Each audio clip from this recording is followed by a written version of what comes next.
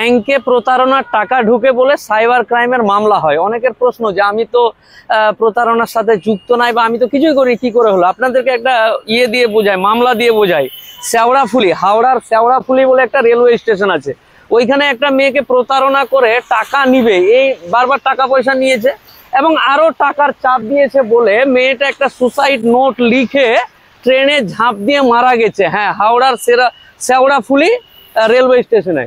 ওইখানে যখন মারা যায়, পুলিশ এবার ইনকোয়ারি শুরু করে। ওই সুসাইড নোট দেখে যে আসামের কি মরিগাঁও নাকি একটা জায়গা আছে, ওই জায়গার বা ওই কামরূপ জেলার পাশে ওইখানকার কোনো মানুষের সাথে এই মেয়ের যে ফোনের যে ব্যাপার স্যাপারগুলো আছে চেক করে পুলিশ ইনভেস্টিগেশন করে দেখতে পায় যে হাওড়ার শেওড়াফুলি রেলওয়ে স্টেশনে যে মারা গেছে, ওই মারা যাওয়া মেয়েটার সাথে কানেকশন হচ্ছে এক আসামের এক ছেলের প্রতারক।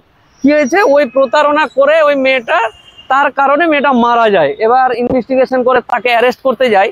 পুলিশ যখন তাকে অ্যারেস্ট করে নিয়ে আসে তখন সে বলে যে মানে দ্বিতীয়বার যখন আমরা গেলাম তখন বলে যে যাকে আমরা প্রথমে অ্যারেস্ট করে নিয়ে এসেছি, পুলিশের যেটা বক্তব্য, সে আপনার টাকা পয়সার খরচ অনেক বেশি বলে মামলা করতে পারেনি বলে অ্যারেস্ট হয়েছে বেটা।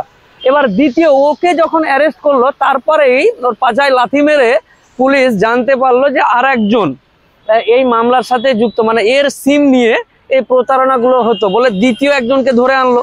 তাহলে প্রথম যাকে ধরে আনলো, ওই দিকটা দেখাও, গাড়িগুলো কত সুন্দর আসছে। তো প্রথম যাকে অ্যারেস্ট করে আনলো তার সাথে কানেক্টেড হচ্ছে দ্বিতীয় জন। এই দ্বিতীয় জন এর সাথে, মানে যাকে বর্তমানে অ্যারেস্ট করে নিয়ে এসছে, তাকে মোবাইলের সিম এবং বিভিন্ন রকম ভাবে সহযোগিতা করতো, মানে সহচর। এই যে বিভিন্ন রকম ভাবে ছেলে হোক, মেয়ে হোক, বয়স্ক বুজুর্গ হোক, যাদেরকে প্রতারণা করে তার সাথে কোনো না কোনো কারণে রিলেটেড হয়ে আপনার ব্যাংকে টাকাগুলো ঢোকে। তাই আপনার অ্যাকাউন্টটাকে বন্ধ করেছে। এমনি ইয়ার্কি মারানোর জন্য বা ইয়ার্কি করার জন্য কোনো প্রশাসন বা পুলিশ আপনার ব্যাংকের অ্যাকাউন্টে হাত দিবে এই ক্ষমতা আছে? নেভার।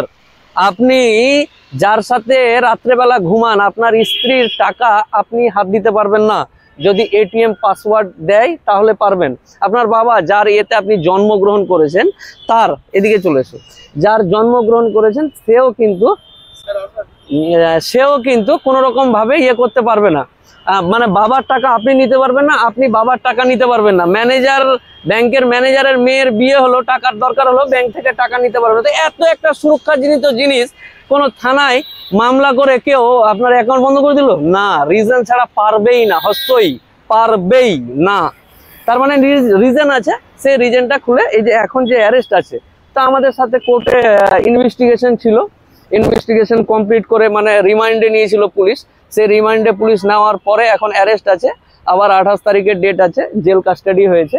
তো এই যারা বলছে যে অ্যারেস্ট হয় না, অমুক হয় না, তাদেরকেও বলি বেশি নাকামি বা পাকামি না করে, মামলা হয়েছে, মামলাগুলোকে দ্রুত মিটাতে হবে। একজন আইনজীবী হিসাবে বলছি, চায়ের দোকানদার কি বললো সেটা তার ব্যাপার, কিন্তু আমি একজন আইনজীবী হিসাবে এই মামলা সম্পর্কে জানি বলে আপনাকে বলছি যে আপনার সমস্যা হয়েছে, আপনাকে মিটাতে হবে। না হলে বাকি যা প্রসিজার আছে অন্যান্যদের ক্ষেত্রে যা হচ্ছে, হ্যাঁ আজকে হবে না, হয়তো 1 বছর পর হবে, 2 বছর পর হবে, 1.5 বছর পর হবে, 6 মাস পর হবে, বাট মামলা নিজে কিরকম মিটে যায় আমি তো বুঝতে পারছি না।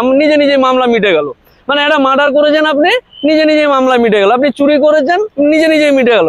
একটা রেপ করেছেন, নিজে মিটে গেল। আপনি কিছুই জানলেন না, আপনাকে শুধু নোটিশ দিল বা জানালো, আপনি নিজেই মিটে গেল। ঠিক যেমন ওগুলো মামলা নিজেই মিটবে না, ঠিক তেমনই এই মামলাও নিজে মিটবে না। ঠিক আছে, ভালো তো, এই হলো ব্যাপার। তো পরে আবার কথা হবে।